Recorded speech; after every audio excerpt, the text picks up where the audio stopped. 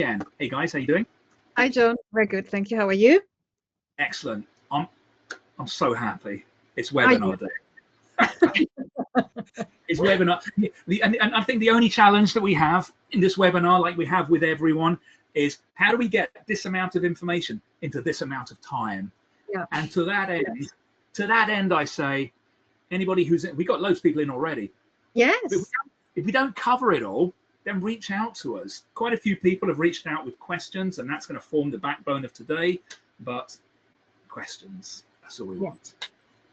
So we'll give people another 60 seconds, and then we'll get going. Meanwhile, guys, on the webinar, let us know where you're dialing in from. I've got people in there I don't recognise.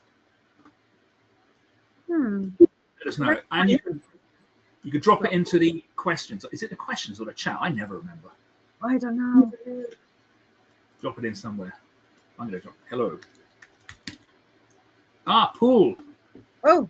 Victoria's in London. Becky's in Poole. Anywhere more exciting than London or Poole? Your host in Italy. Hey.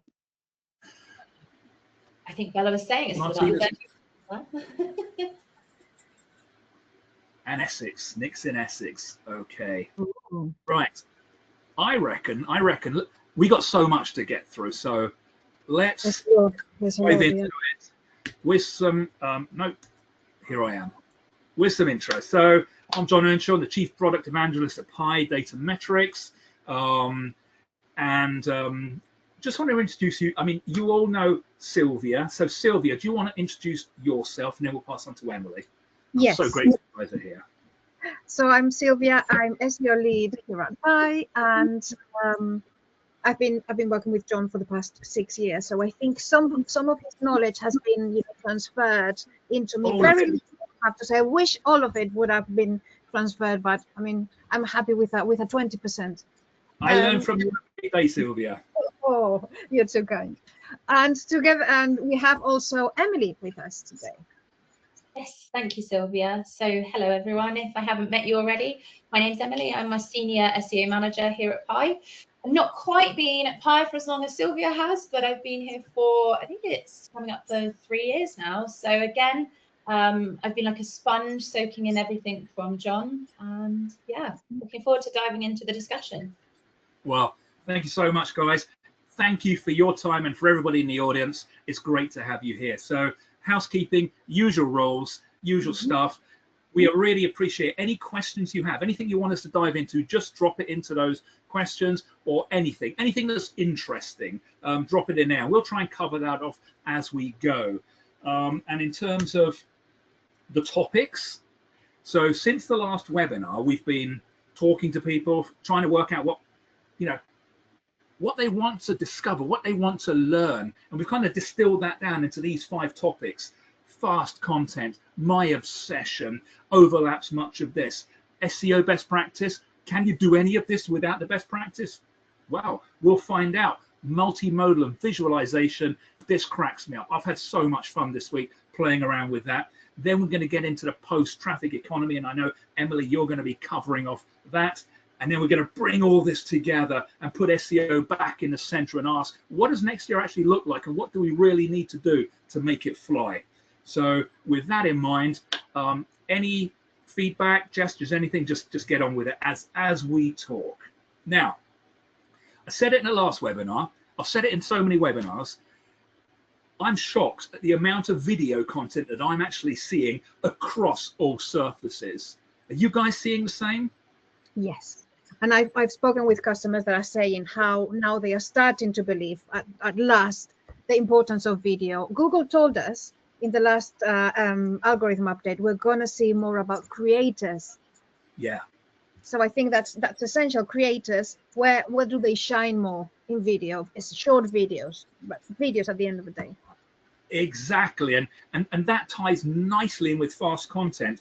And every week I'll be asked by people, do we really need to create video? Should we bother? Is it going to bring us traffic and revenue? My answer to that is absolutely 100% yes. And if you're not familiar with the fast content analogy, I know we are, but we're talking firsthand. Videos have a human presence. authentic. And I tell you, any day of the week, unpolished and natural beats those big expensive productions. Social, your video should live socially as well, and it's going to work in search, and it's got to be trusted, and that's where Double E comes in. And the thing about video is that this is that format where all of this comes together and collides. So video is one of the best things that you can do right now. And in terms of the types of video, you've only got to go into Google. I'm searching here for best beauty advent calendar. So I saw in the AI overview some video, and then I clicked into video shorts, and now we're seeing LinkedIn, Instagram, TikTok, YouTube. We're seeing so much video content, and that translates into that SERP that you can see there in that SERP matrix. You got the AI overview. You got to get through that, but in that you got video and you got chapters. Then when you come down, we got more video carousels. Further down, video links. The SERP is saturated with video, and here's one example of somebody who's killing it. And I think the search phrase here was how to build the perfect social media campaign. Who should get the top spot? Well, you might think that Hootsuite, Adobe, Sprout Social, or HubSpot should be winning. No, they've got no relevant video. Who's got the relevant video? Well, if I pronounce her name, Desiree Martinez. She's amazing. Look at her. It does, and I listened to it. I thought, the content's all right. It's all right, but is it amazing? No. But what she got, she's fast, firsthand, authentic, social. She is trusted. And that lady, Desiree, is dominating the overview. And I'm sure you guys see this with your brands, don't you? When you get somebody just jumping in with a video. How have they done it? Do you see much of this? I'm sure you do. I'm sure you do. Anyway, and in terms of thinking about video, what do we need to do? What do we need to do? I see so many examples of people creating a video and just pushing it out there on its own. Why do that with a video when you wouldn't do that with content? Because content needs to put to other. Why don't we do that, Sylvia? We need to make sure that we have to prove our expertise, our trustworthiness, etc. And we need to, for LLMs or search engines, whatever it is, whatever place your content is going to be consumed, that you have a breadth and depth of knowledge and content, related content. So one video, obviously, it won't cut it. Yeah. And one video in isolation definitely won't cut it. We've got to join the dots here. So I just put together a quick list of some of the important components of what we would call a connected video ecosystem, where videos don't sit in isolation. In the videos, the ones I see winning are those people who are actually answering questions in their video, who are actually starting. For example, I'm going to cover these 5 questions and then answer them. Break the video into chapters. So in the AI overview, you don't just have that amount of real estate, you double your real estate if you chapter your videos. So every video needs a chapter, every video needs a place, and you need to tell a story. And these videos have every right to belong in a topical cluster, just as content does. But what about metrics? Well, for me, the one I'm focused on right now, I'm going to ask you guys what you would look at. One I'm focused on is presence in the AI overview. When your video gets in there, not the AI mode, because they're not in AI mode. But if you get in the AI overview, that is a pat on the back. That means I trust you. That means you're sending eat signals. That means you are authentic. And Google believes. Go on, Emily. I was saying, let's not forget those other surfaces as well, John. It's not just Google. It's not just the AI overview. Just gonna chime in, Perplexity. We know they absolutely love a good video, whether that is a longer form YouTube video or short. So those other spaces you mentioned, sort of like share of search, things like that, very, very important as well. Thank you for calling that out, because it is so important. Because it's not just about Google, it's not about AI overview, it's not about Gemini, it's about everywhere. Everywhere this content can surface. And it's important for brands to be able to connect with their audiences with video content in micro moments. And I'll give you an example. I'm not wearing it today. I thought I had a watch on. Anyway, I was wearing a watch last week and the strap came loose and it kept unclipping. And I couldn't, and it was like a butterfly clip, and I didn't know how to fix it. So I was on a train on the way to Brighton, and I took a picture of it, and I sent that to Google. And then I started getting all this. I thought, no, just freaking somebody tell me. And there was a video there that explained exactly how you need to do it in 60 seconds. I love that. That one gets my vote. And so for me, it's that trust of getting in the AI overview. And in terms of video content from your perspective, is there anything you'd particularly look at, a metric?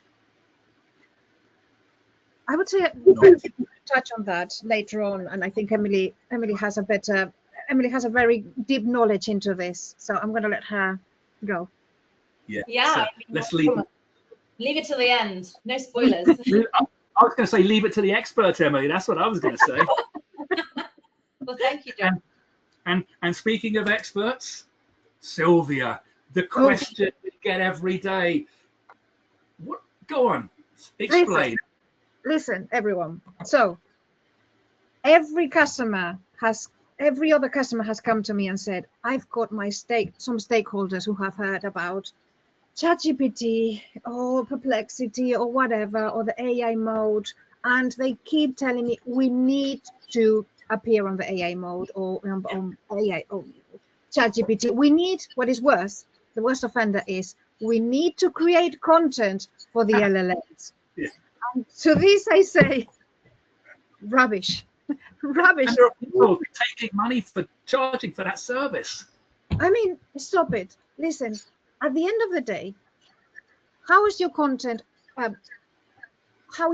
appearing in Google? If your content isn't appearing in Google, chances are that it's not appearing anywhere, because the same principles that are important to appear in Google are the same principles. I nearly fell down off my chair. The same principles are applicable to LLMs and LLM performance and LLM. You don't have to create new content. You just have to make your content the best possible content for which the same principles apply. And those principles are followed. Let's get some t-shirts with that message on there. Yes. Just that message. You've got to get the fundamentals right. Exactly. So, the fundamentals are the same. Technical and on page, the fundamentals are the same. Well, you mentioned technical, I think. Yes, technical accessibility. Here it's basically this very kind of top level view into what is necessary to appear on an LLM, right? Again, same as we've been saying for Google. So a page must satisfy 3 pillars, okay? It has to be crawlable, it has to be retrievable, and it has to be usable, or content, page content, whatever it is. So the content must be accessible to AI crawlers. So again, what we've been saying for years and years and years, don't put your content behind a wall of JavaScript, okay? Because it will make it difficult to access, okay? And also make it, at least your internal links and your main content, make it supportable, or make it on semantic, clean HTML5. Okay, that's the basic. We've been saying that for years. Okay, it needs to be retrievable, so it needs to be properly indexed and accompanied by clear signals of topic and authority. Okay, so an example: comprehensive XML sitemaps, robots.txt that allows the LLMs to crawl your content, and usable. On this more later, but basically it must be structured in a way that allows models to extract content and facts without ambiguity. That is very, very important. And that ambiguity, that's so interesting. I mean, I remember a situation a few years ago where the Daily Mail website was killed by one of the core updates. Yes. And if it hadn't been killed then, it would be killed now, because when you've got so much content, you've got content A saying, oh, coffee will make you live forever. 3 weeks later, they have an article, oh, too much coffee is going to finish you off. Yeah. And I find that ambiguous. The LLM is going to find that ambiguous. So, exactly. So all those scare stories, it just doesn't work anymore. Exactly. And it is with your content and other, I mean, here, schema markup, essential.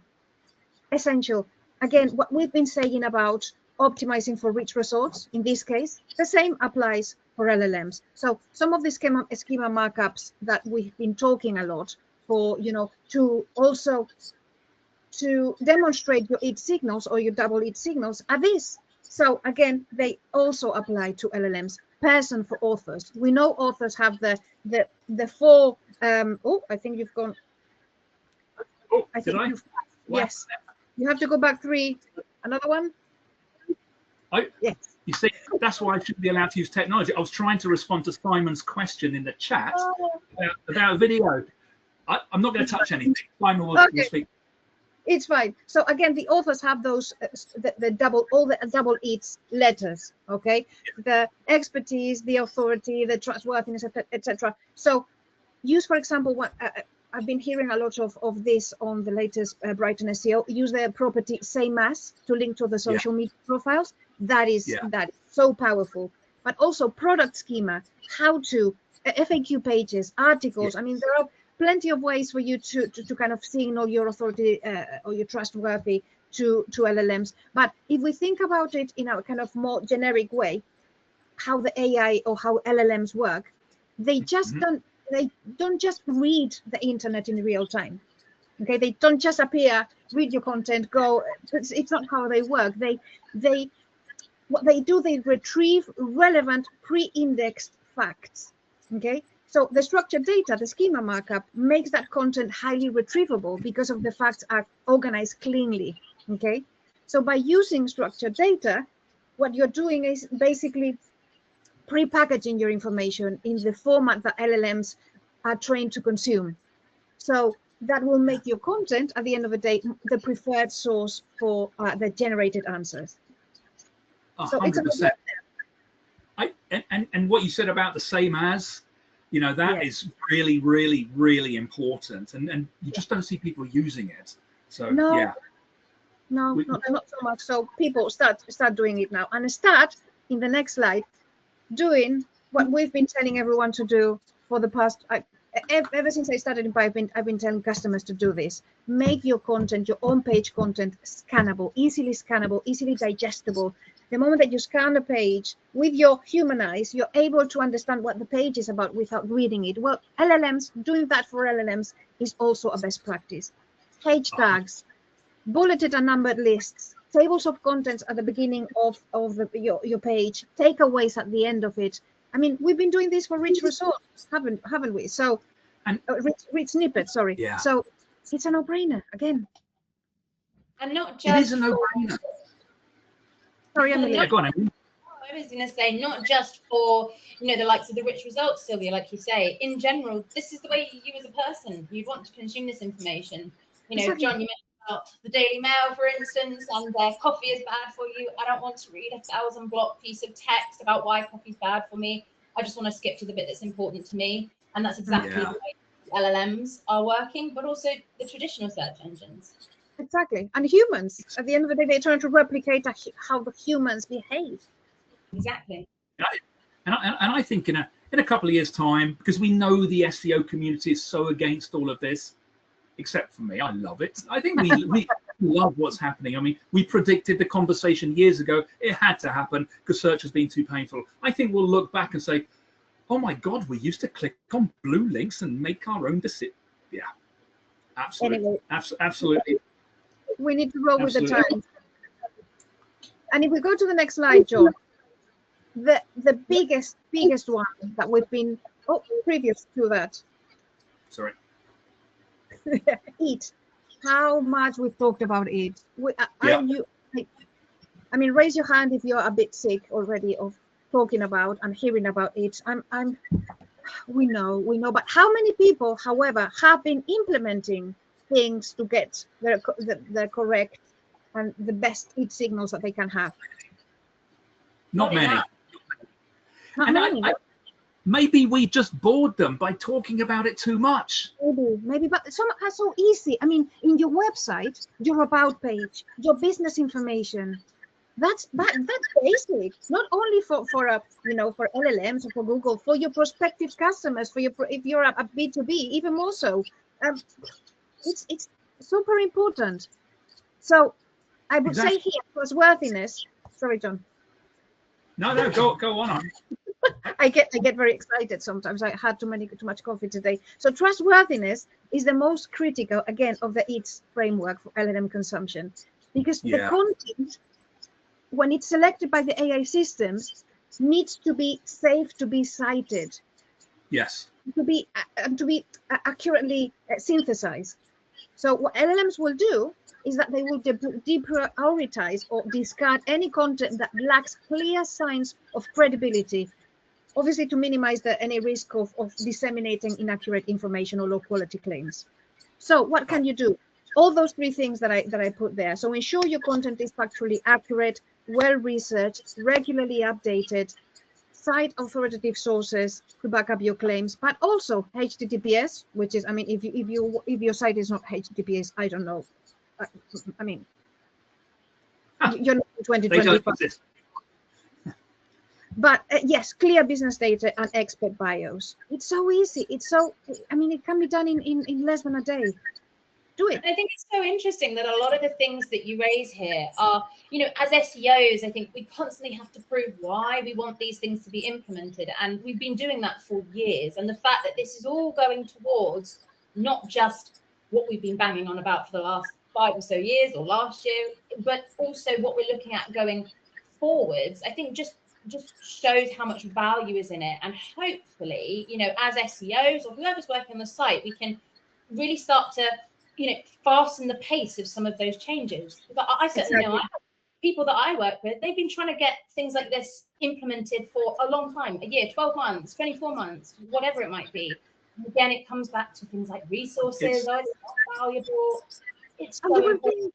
And you would think that it's only small businesses, right? Who, you know, the stakeholders are very precious about the business information and don't allow you to touch it, etc. I've heard about huge e-commerce sites that operate globally, that have millions of benefits each year, that have an about us page that is shameful,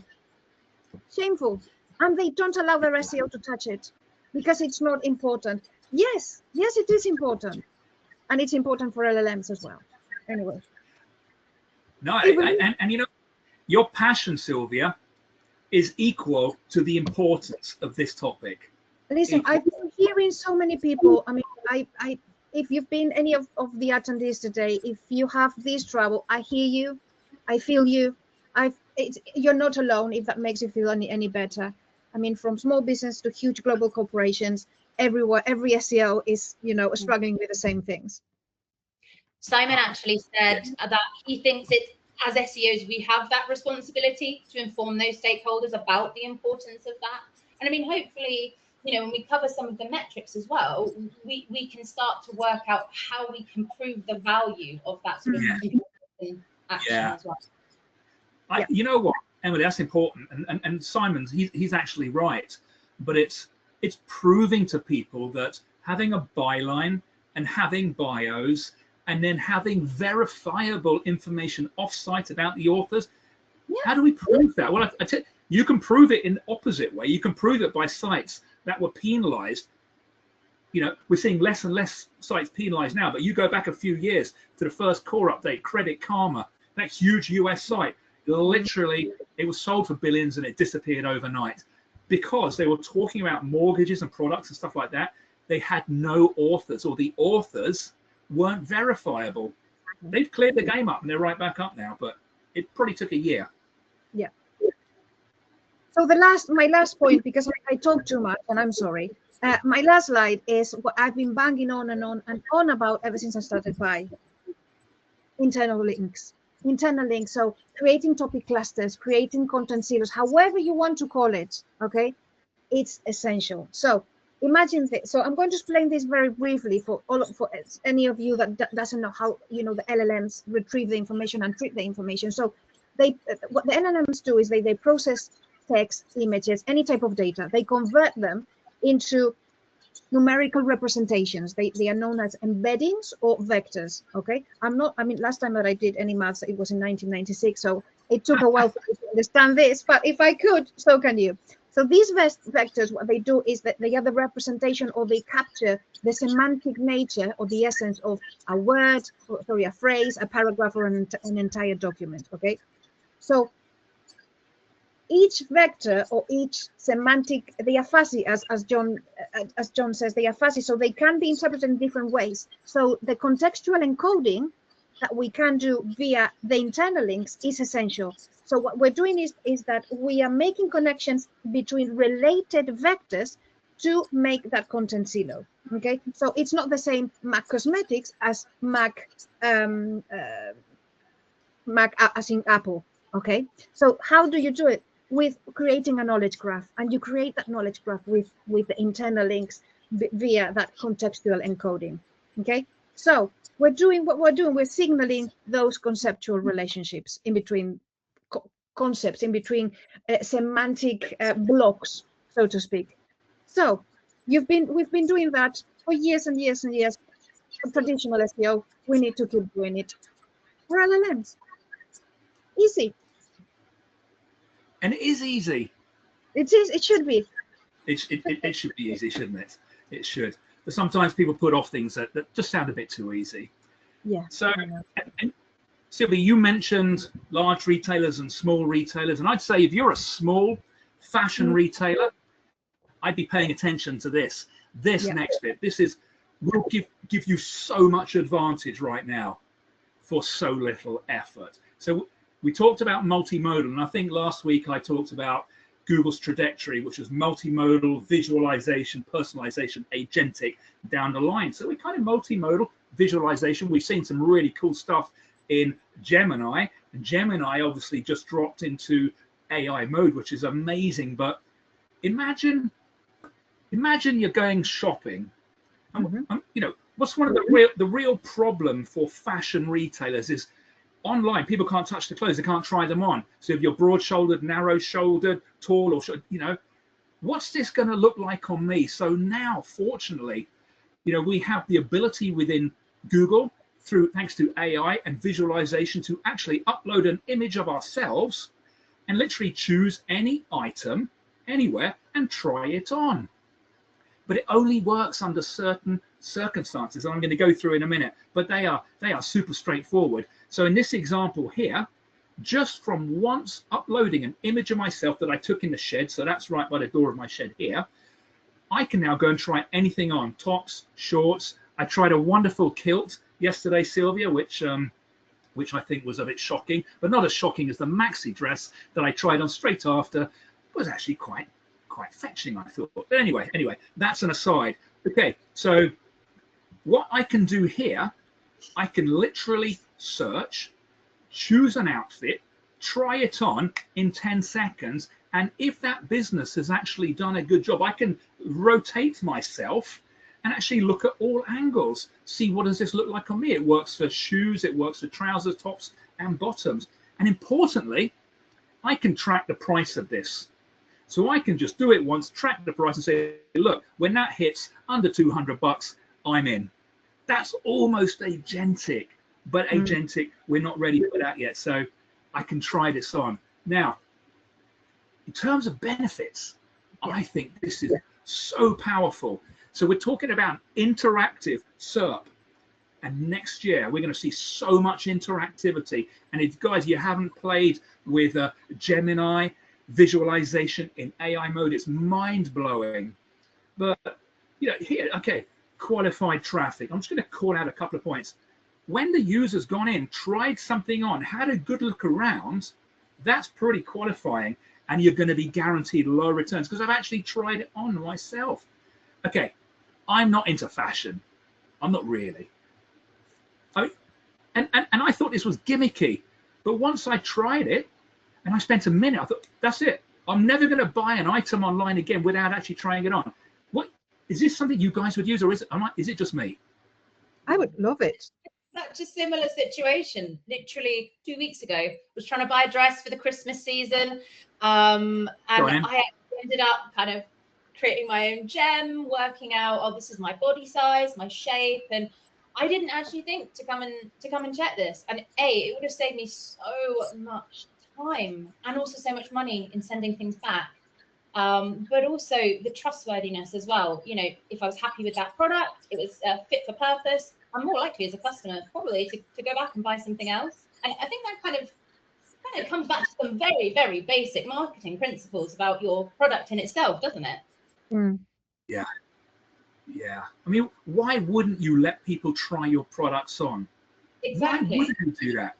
And you can all, well, no, you guys can't remember because you're much too young. But can anyone out there, and if you can, drop it in the questions, can anyone remember, cast their mind back to 2001? And I don't want to hear I was at school then or anything like that, but 2001. The first example of this was boo.com. And that was short, 6 months later, the .com bubble burst. But there was this site called Boo where you could actually get Boo, this lady, to try your clothes on for you. But it lasted like 6 months and it just didn't work. But now it's really, really powerful. And then it's simple as well, because you've only got to do a couple of things. Okay, so in order to get, so we're talking about clothing here, and you want to give people a full try-on and 3D experience, you've got to get the visual side right, and then you've got to get a semantic understanding. So with the visual side, there are these things called VTO triggers, virtual try-on triggers, and then you've got 3D and 360 spin triggers. And these are super straightforward. If anyone wants more details, then let us know.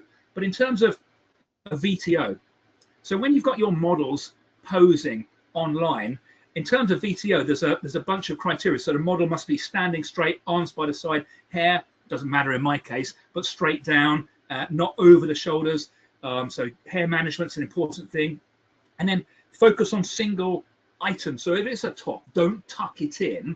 Even if that looks cool and trendy, and then have a separate picture with it tucked in, but your virtual try-on, just have that there. And if you want to get 3D mode, back in the day, that would cost you a fortune. But all you got to do now is upload 5 images, high res, front, back, sides, top, which means you can actually you can try shoes on and a pair of jeans, and look at that.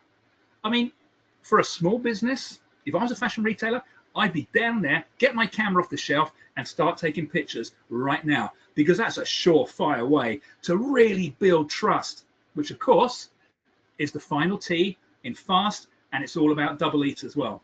And then semantics. I almost forgot about semantics, but the first part is for the user to give them a better experience, visual. But semantics, that's doing things for the AI, for synthesization. And increasingly, I'm not going to search for a winter coat. I'm going to search for a winter coat that goes down to -0, but it's breathable. It's not too bulky. So we need to start including more descriptions of the product. Is it cotton, or is it Egyptian cotton, or is it, what is it? And what does it do? How breathable is it? These details are so important for the conversation. And let's remember, if your jacket that you're selling or appears in that first part of the conversation, and that user says, oh, is this breathable? And what's the TOG level? If you haven't covered that, you're gone. You're out. And what's the point? Like I said last week, what's the point in being there at the start of the conversation if you drop out at the next turn? So this for me. And if anybody wants more on this, on those triggers and details, we can give you those. So just reach out. But we now find ourselves amidst this traffic economy. Emily, what's going on? And what do we do about it? What isn't going on, John? Because I think the big question that we all have, as we not just enter the age of generative search, we're there and the adoption is continuing.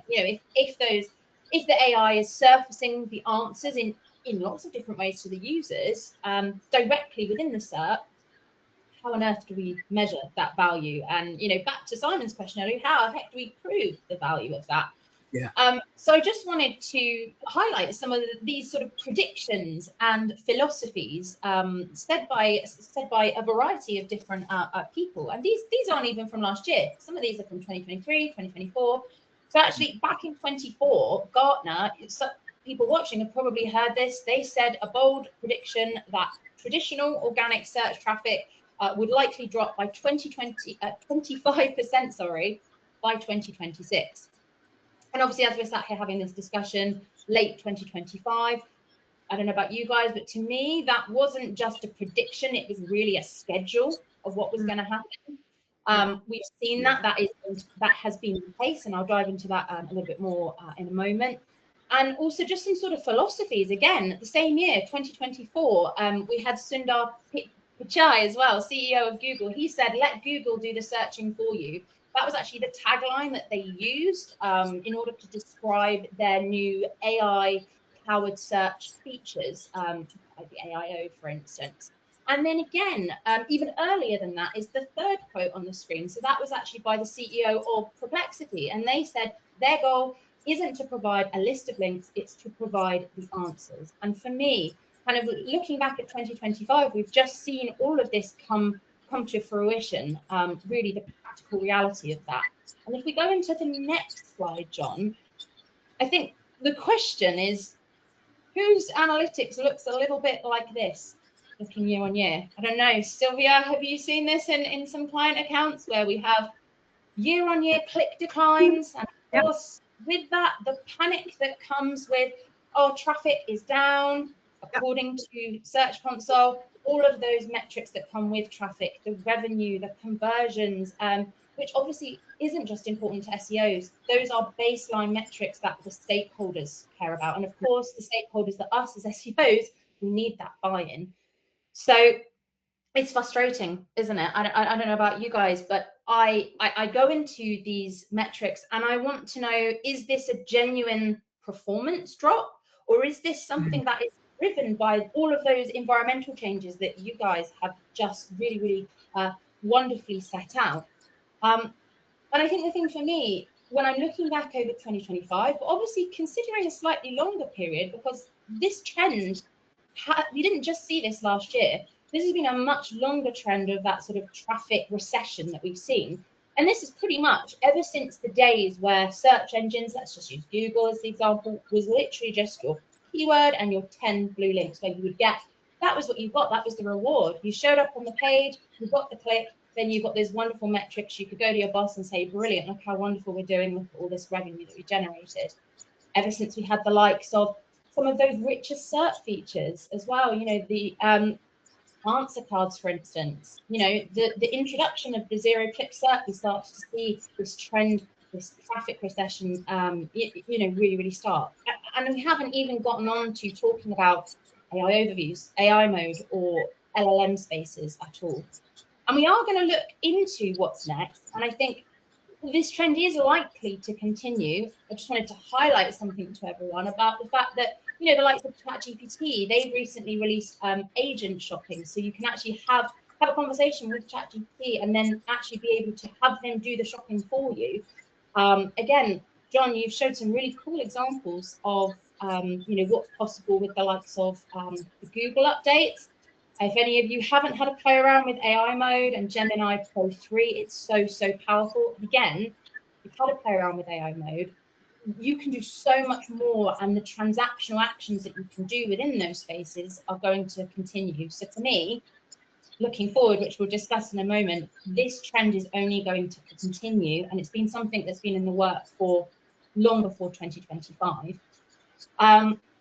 So what will those important metrics be? And I was saying to Sylvia and John earlier, for me, the metrics that matter really must be the ones that matter to the conversation. If there's a pivot in what's happening conversationally, contextually, with what John was saying, what Sylvia was saying as well, then you have to make the metrics pivot towards backing up that conversational change. And there's so many different metrics, which for me, probably will lose slightly less value than they did before. I'm going to highlight just 3 of those. So firstly, for me, we've already said it, absolute clicks. Sylvia, John, you agree with me on that one? Yeah, I absolutely agree. I was just trying to thinking of the narrative now with new customers. Like before, it was, are you going to boost up my traffic? Yeah, we're going to boost up your traffic. But now a new customer, probably going to have a little conversation. Say, actually, as you work with us over the coming months, your traffic's going to go down, but it's all good because other things are going to go up. Exactly. And things like pages per session is the second one for me. Again, you know, something that's likely to devalue slightly in reporting, not because it's not an important, interesting metric that we haven't wanted to look at previously, but, you know, Sylvia was talking just now about how the LLMs will go and retrieve the information. Well, they are like absolute snipers. They will very quickly land on the exact URL that they need. They will gather, hopefully, assuming you've done your best practices, they will gather all of that information and very, very quickly leave. So whilst people have, you know, maybe they're using those spaces, whether it's AI mode, whatever it is, maybe they're actually interacting as a user with those spaces for longer, the actual metrics that you're seeing on your site end are going to continue to decrease. And I think, finally, I'll finish with the third one for me, which kind of links back into the pages per session. If those, as we move into that sort of agentic area, if these agents are able to go straight to my site, find exactly what they need and leave, it's fine, as you said, John, that's still valuable. The user's still getting the answer. But that bounce rate and the engagement rate, again, is going to decrease. And we just need to be aware, and we need to all get on board with the fact that these are going to decrease. But that is okay, because hopefully we're going to have other metrics to pick up in their place. And that's, I'm going to go on to the next slide now, where I'm actually going to say what those things are, because I think that's what we're all here for. And I'm going to break that down into 3 different sections. So can I get the next slide, John? Thank you. Oh. So we need to rethink and expand that measurement. So I'll break this down into 3 sections for you guys. So firstly, I think that we need to rethink the categorization of the data in general. So, you know, can we dive into metrics on more than just a keyword level or a search term level, whatever we're going to call them these days, prompt level? Can you do this on, say, an entire topic or a subtopic? And John, you've spoken in so much depth at Brighton SEO and various other different events about those multi-turn conversational queries. Can we group those together? Can we see the entire journey that a user is going to take in one group and be able to get metrics based on that grouping?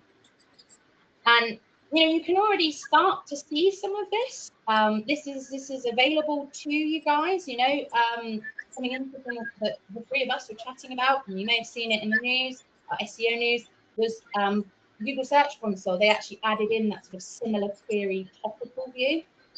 That was really great for us, wasn't it? So we were very excited about that one. Yeah. Really, that for me kind of said Google's intention to be able to view data on that topical group level rather than on that specific query level. And if any of you do use Pi, obviously you already have that. You have that in your workspace category level and your search term group subcategory level. So rethinking your categorization of data, really, really important. I know, John or Sylvia, do you have anything that you guys want to add on that? Yeah, I love this. I agree so much with so much.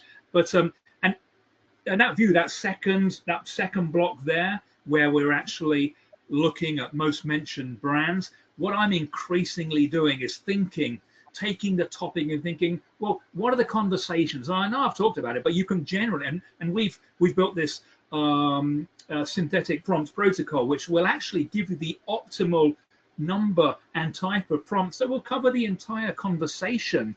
And what I'm starting to do now is build out conversations, not keyword groups or anything, but conversations about material with the suit, conversations about fit, conversations about brand, conversations about I don't know, fashion, what's in fashion right now. And these are all different conversations. And when you get 100 people, some people might be just interested in what's the most fashionable suit. So they're having that conversation. Somebody else might be having a conversation about, I don't know, quality or Italian styles or wool. Now, people will go from one conversation to another. So by building out these conversational groups, you can start to see for a brand, well, where do you drop out? Which conversation do you shine in? And is there a conversation that you should be in, but your competitors outperforming you? They're getting the citation, they're getting the mentions. What do we need to do? And the wonderful thing about all of this visualization, it gives you the ability to react. Oh, there's a conversation. I'm going to create some content. It's going to be fast. Maybe I'll create a video, push that in there, and then suddenly I'm in the conversation. It really is as easy as that. But you've got to be monitoring the conversations. 100%. I don't know, is there anything you wanted to add on that one, Sylvia, before we move on to possibly the final slide, where I'm trying to ignore what Simon said in the... Did you see what Simon says? I know what he said. Simon, yeah, he was 2 years old in 20. So while you were 2 years old, I was out in Dallas talking about all of this. My God, I don't believe him. He's older than that. But let's move on to just kind of the final slide and the final thoughts about what's going to happen. So we used to obsess about share of voice. Then we started talking about share of value. I'm now thinking about share of conversation, wherever that conversation is happening. And Sylvia, you called me out. You were right. John, stop talking about Google, because the conversation is not all about Google. It's not all about Google. And Google is going to get much more aggressive in 2026. It's going to want to lock people in, because ChatGPT is doing some good stuff, but Gemini, my word, Gemini is coming out strong and it wins all those tests. So I predict next summer, AI mode will be standard. Okay, that'll be standard. You'll be able to flip out into AI overviews with blue links for those people who are still old school. Gemini is going to really catch up with ChatGPT, and the keywords are simply going to die, but they're always going to be useful as a value, a way to measure the value of conversations. And we're going to start to see hints of agentic as well, but it's going to be agentic light. No one's really going to trust it for another couple of years, so we've still got a while off. Any thoughts from you guys? My prediction is not mine, is yours, so I'm going to steal it from you, which is we SEOs are going to be the plumbers of the internet, because your site is still going to be what feeds, LLMs, what feeds the AI mode, what feeds, but people are not going to land on your site so much. But still, having that information on your site authenticated, having it, factually correct, having your products and services, having the best information possible and correct information, it's going to be essential. So we're not getting out of work now. We'll still have to be the plumbers of the internet with our own website. And plumbers are rewarded handsomely for their work. Last time I had a plumber, he cleaned me out. Not literally. Cleaned out my wallet, not my price. No, he probably did clean out my price. I'm gonna change subject. But yeah, absolutely right. And we're moving from this really high volume, low intent economy to an economy that's low volume but very high intent interactions. And I think the conversations we need to start having, with either our superiors in the business or with our customers, those conversations are going to have to be a little more truthful. Yeah, you're going to lose traffic. Absolutely nothing. No one's going to be visiting your site in 5 years. Absolutely not. Which is why everything that you guys have talked about, the structural stuff, is so important, more important than ever, to get in that synthesized conversation. Yeah. Emily, what are any final thoughts from you? Yeah. Next year, what be? I don't want to put. You can disagree with me and say you're crazy, John. You're crazy. No, I think it's, my prediction, with what you said, about being sort of plumbing of the internet, I'd like to almost think as well that we will kind of be involved in the architecting of it, as much as we don't like it, and as much as the three of us, and I'm sure people watching, we've been SEO advocates in businesses, or if we worked in our own businesses for years and years. But it feels as though finally we get to have our say. Finally, we get that seat at the table with the rest of, the medias, the PR, the whole holistic marketing team, where perhaps maybe in the past maybe we didn't communicate the value correctly. Unfortunately, some SEOs have fallen into that trap, but you cannot deny that being able to, implement the best practices that you've talked about, Sylvia, or consider just strategically some more of the wider changes, which are in essence driven by a lot of the sort of SEO fundamentals. I'm excited, and my prediction is that we will become, more of a part of our own conversation, as well as conversation of our customers as well. So that's kind of my hope and prediction. I'll see you in the next year's webinar to see if that comes true. It's all going to come true. I was going to ask you guys a question. It's completely slipped my mind. Oh my goodness! Tell it's Thursday, but it's actually Wednesday. Are there any questions in the chat that we haven't covered? Okay, I mean, Martina's asking about the automotive industry, and I'd say, you know what? And we've worked with the automotive industry in the past, and think about the automotive industry, depending on what part of it, but certainly automotive publishing. I just say prepare for synthesization. Nobody's going to come and read that. So it's all about getting those basics right. And this is synthesization. This work 2026, we're going to be found in synthesized content and not many other places towards the back end of next year. I know that sounds like harsh, but it's a reality. Yes. And I think, so the question I had has just come to me. Last question for you guys. Why is it that the SEO community is so divided between those that embrace what's coming and those who just try to find fault? I struggle with that question. Does anyone that's listening have an answer or watching? Why do so many in the community either love it or hate it? I don't know. It's human nature, I think. I think anything to do with progress, you will always find that the people who see everything is who love any type of progress, and people who are scared of progress. It happened with the cars, with the planes, with any major development in human history. You always have on people who are worried and people who are absolutely scared about it. You're right, Sylvia. You put the words into my mouth. This is a paradigm shift. Yep. It's not us saying it. It's Sundar Pichai at Google. He said it's a paradigm shift. And as I said, Brighton SEO, if you don't shift with the paradigm, you get left behind. And left behind in this situation is going to be a really, really bad thing for any online business. But that's why we're here. And I just want to say, like, if we haven't, I'm looking at questions, but if we haven't covered anything today, and if you have any nagging questions, guys, and you can't drop them into here because we're going to finish in a few minutes, please email us, reach out on LinkedIn. We will always get back to you. Sylvia and Emily will get back faster than me, probably, but we'll always get back to you. We'll always get back to you. There's another question from Paveen Downer, who says about the kind of the try-on clothes that you showed. He says it's they say it's super useful. Are you suggesting to do this try-on service natively or on the fashion website, or optimizing in another way? I would say that so if you instead of just having the trendy, I was going to do a trendy fashion pose then, but that wouldn't have been right. I don't know.